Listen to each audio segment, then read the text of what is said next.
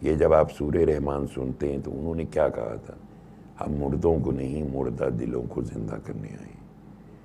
تو ہمارے دل مردہ کس وجہ سے ہو گئی؟ اسی دنیاوی اغراض، خواہشات کا دباؤ. ہم اللہ سے دور ہو گئے، دل میں ہم نے دنیا بسا لی. تو جب ہم پھنس گئے، چونکہ ایک حضرت ابو حازم رحمۃ اللہ علیہ کا کیا اچھا قول ہے، دنیا میں کوئی خوشی ایسی نہیں ہے جس کے ساتھ رنج نہ ہو. ہم ہر چیز کے پیچھے بھاگتے ہیں، ہر چیز کا تعاقب کرتے ہیں، اور پھر وہ ہمیں مدتوں بعد ملتی ہے، لیکن ہم چھوڑتے نہیں ہیں پیچھا کوئی بھی آرزو. لیکن جو حسن عمل ہے، جس کام کا کرنے کو کہا گیا، اس میں روز آج کر لیں گے، کل کر لیں گے، آج کر لیں گے، کل کر لیں گے. ایسے لگتا ہے جیسے اس سے کسی اور کو فائدہ پہنچنا ہے. یہ ایک فقیر کا قول ہے جو میں آپ کو سنا رہا ہوں. جس وقت جب ہم نے سورہ رحمان سنی تو ہمارے دل کے اندر وہ پردے کم ہوئے، کوئی حجاب کم ہوئے، کوئی تاریکی کم ہوئی ہمارے اندر.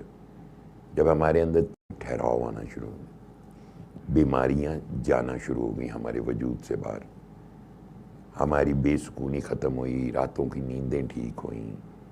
کہاں ہم دوائیاں اور سونے کی گولیاں لے کے سوتے تھے، وہاں ہمیں قرار آیا.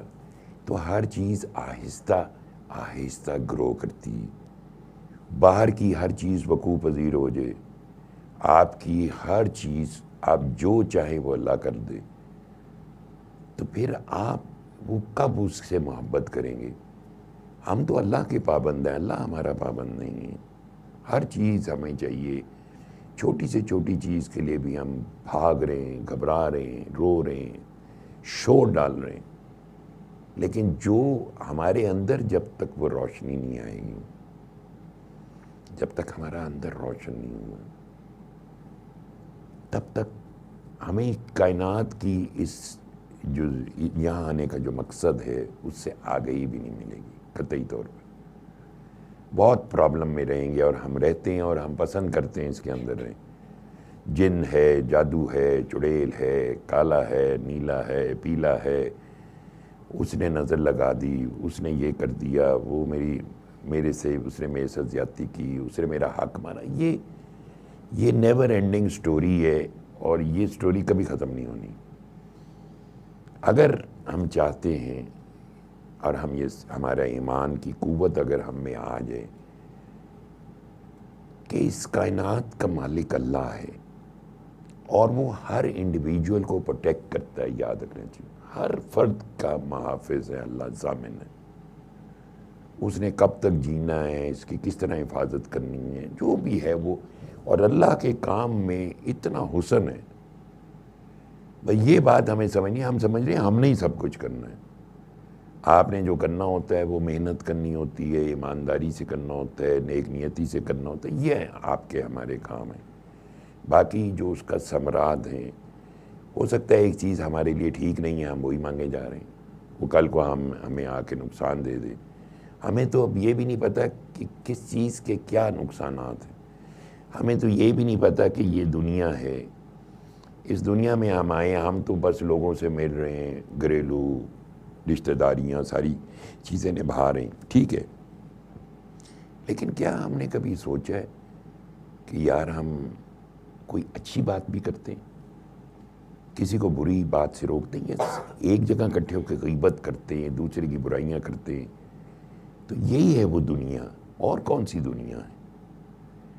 اسی دنیا میں ہم رہتے ہیں سارے، اور اسی کے جال میں ہم پھنسے میں.